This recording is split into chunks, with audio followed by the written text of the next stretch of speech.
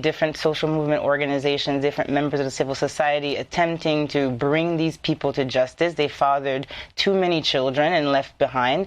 And as we know, UN troops have immunity, so they have not been able to be brought to justice for their acts against Haitian population. As you mentioned also, troops were increased in 2010 after the earthquake, and that ended up leading to a cholera outbreak. And I just want to say specifically, because troops defecated in clean water sources that Haitians were using to do a number of things, including drink and to cook with, right? So this is a complete disregard for Haitian dignity, and this led to 10,000 deaths, and today Haiti is still fighting cholera outbreaks. And when the UN troops arrived, what they did was secure certain multinational assets throughout the country rather than coming in to actually provide so-called stability. And we see that there are about $7 billion and more were spent during this time that the UN was in Haiti, and yet we do not see any sort of positive impact of these troops, of this mission in Haiti today. And of course, the troops have since dwindled, and now we have a more political UN mission in Haiti that's supposed to organize elections. However, again, what we've seen the UN serve as a cover for fraudulent elections that led to the establishment of the party that is currently in power in its third iteration, as you mentioned, Amy, led by a prime minister who also is an acting president who was never voted in by the Haitian people. So the UN has really been complicit in supporting the erosion of democracy in Haiti. Today, there is no parliament. There are no checks and balances against Ariel Henry and his cabinet of ministers. And so this is some of the record of what we're seeing the UN mission brought to Haiti. And I will also signal the fact that during this time that they were in Haiti, on the ground, they were supposed to be training this police that's supposed to be able to take on the gangs. Instead, we see 500,000 illegal guns circulating in the country coming from the United States. And you mentioned before, or at least the clip that you played says that, right, civil society has asked for this occupation. And I think Ms. Kliska will talk about that, but actually they have, if there are factions that ask for support to the police force, the majority of people are saying what we need is the United States to control its borders and prevent illegal guns from flooding Haiti. And of course, we know in the United States there's a whole issue with gun control, and the gun producers in the end are the ones who are winning in this war against people in general, and specifically the people of Haiti. So these are some of the things that I wanted to highlight. And in 2004, when the UN mission is voted in, they have the support of the Caribbean community, CARICOM. In this case, they also still have it. We know we have Jamaica and the Bahamas who have also pledged to participate in this multinational intervention. But as I said earlier, what they did was essentially erode democracy in Haiti, and it was established in 2004, and this group, this council, continues to oversee and to operate on top of the state. And this is what we call the core group, and it's composed of course, Brazil, Spain, Germany, the United Nations representative, the Organization of American States representative, the United States, Canada, and France. And these folks have essentially been the ones who are pronouncing decisions over the Haitian people, over the Haitian state, have also overseen the dismantling of parliament. So I think that this is already something that Haitian people have experienced, this type of occupation. And what we're seeing right now, yes. Mamira, I wanted to ask you about another aspect of this. We keep hearing all the narratives here in the United States about Haiti and chaos and gang rule, and yet what we don't hear is the investment that has the foreign investment that has come into Haiti, specifically around minerals. The reports of as much as $20 billion in deposits of gold and copper, and especially of a rare earth metal, iridium, with Canadian and American companies moving in. Could you talk about that, what you know about that? Yeah, absolutely. So as I was saying earlier, when we see the UN troops coming in 2004, and we see also that the Kenyan a delegation that came to Haiti recently, they said very clearly they're coming in to protect certain key assets, key infrastructures. So these missions don't really come in fact, to protect the population. They are there to protect multinational investments.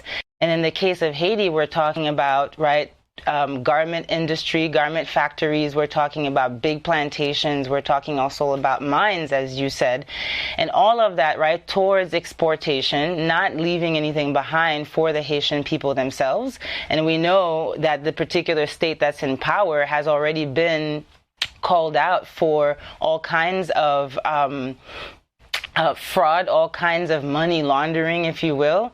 And we understand, or the Haitian people understand, that this UN mission is not in fact coming to combat gangs, because again, as I said, during the time that the UN has been there, we've seen an increase in the number of gangs, 200 gangs, including 95 that control the metropolitan area of the capital. And really what we're seeing is that the UN bases, if you look at where they have been placed, they're usually strategically close to these multinational investments, these free trade zones in particular. And I'll say that it's not just multinational investments. Typically the state, this particular state that's in power in its third iteration, has helped to subsidize some of these multinational investments, right? Instead of investing in infrastructure, instead of investing in social programs for Haitians. And so this is part of the denouncement of the Haitian people, is that they understand that this occupation is not really coming to establish order or stability or to enforce democracy, but it's to protect the certain interests that are allowing certain people, transnational people, Haitians included, to become richer while the rest of the population becomes poorer. And so there are records, of people already coming in and go ahead, sorry. Yeah, no, I just want to bring in also Monique Kleska, who has worked as a pro-democracy advocate in Port-au-Prince and worked for the UNICEF in Haiti for 15 years. Monique, your response to the Security Council decision to send in a military force into Haiti, and your sense of what the impact will be on the civil society groups in Haiti. Well, thank you. Thank you very much for inviting me. I think this validates the criminal government of Ariel Henry, because make no mistake about it, Ariel Henry is part of a criminal regime that has been in power since 2011 with Michel Martelly and then with Jovenel Moïse. He has been in power for 2 years. And I believe in the 2 years that he has been in power, he has really managed several massacres. There have been more than 15 massacres. There have been gang rapes of women and of girls. All of this under his watch. And I say this, not only is he prime minister, but he is also the head of the police overboard, a group. So he has double responsibilities in this sense. So this validates a criminal regime. And Madame Prosper talked about the core group, etc. I want to talk about the United States that is leading this. And the United States is pledging $100 million.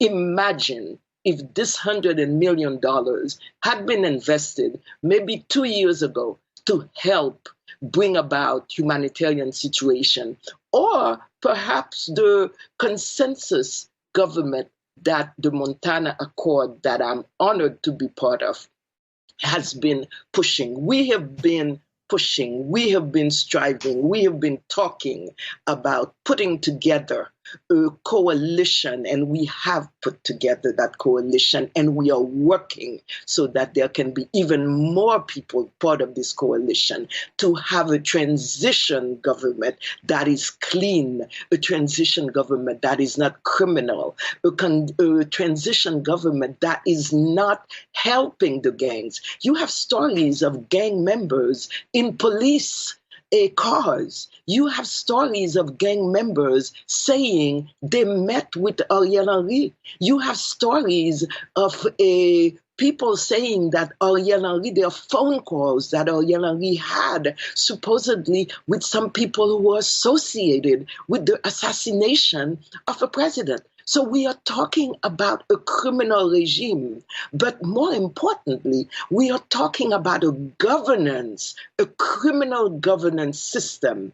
And we have been saying for over 2 years, we need a change. We need a change from a criminal governance system, from the structural system, so that we can move towards a governance system that has values, that is not into corruption, that is not into stealing, that is into human rights. So the big problem right now is the governance system. So you are with this 1,000 Kenyan policemen. How are they going to resolve any problem of the governance system that we have?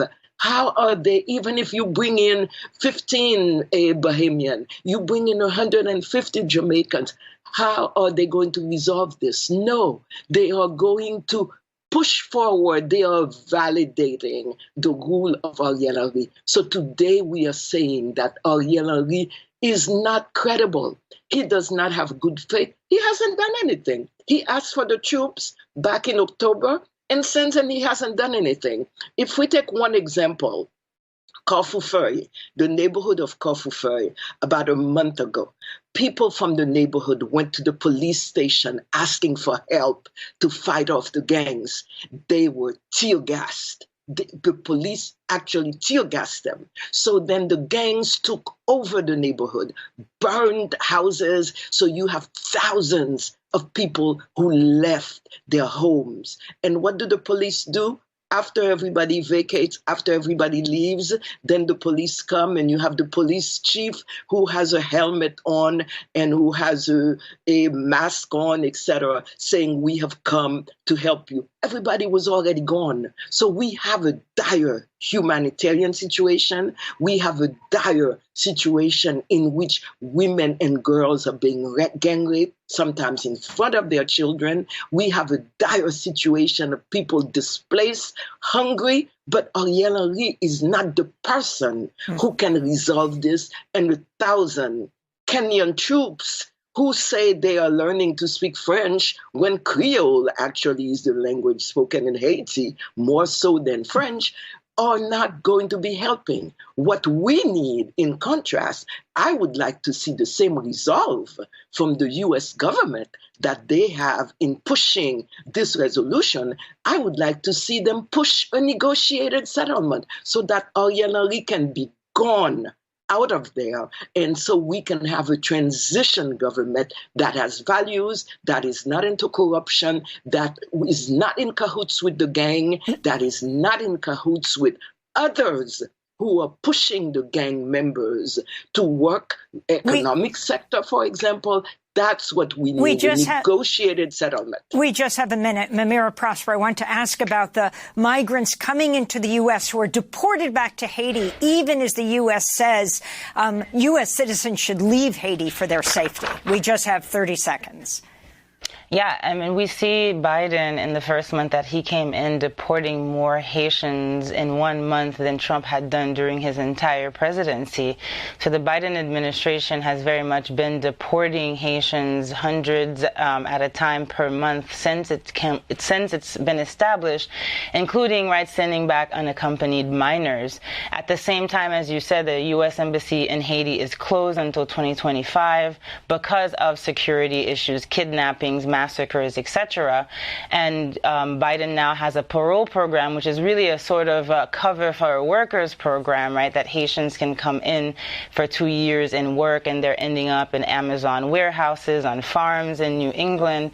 And so you see that there is this hypocrisy in the Biden administration. Mamira Prosper, we're going to have to leave it there. Assistant professor at University of California, Irvine, and Monique Kleska, Haitian pro-democracy activist. This is Democracy Now! I'm Amy Goodman with Juan Gonzalez. Thanks so much for joining us.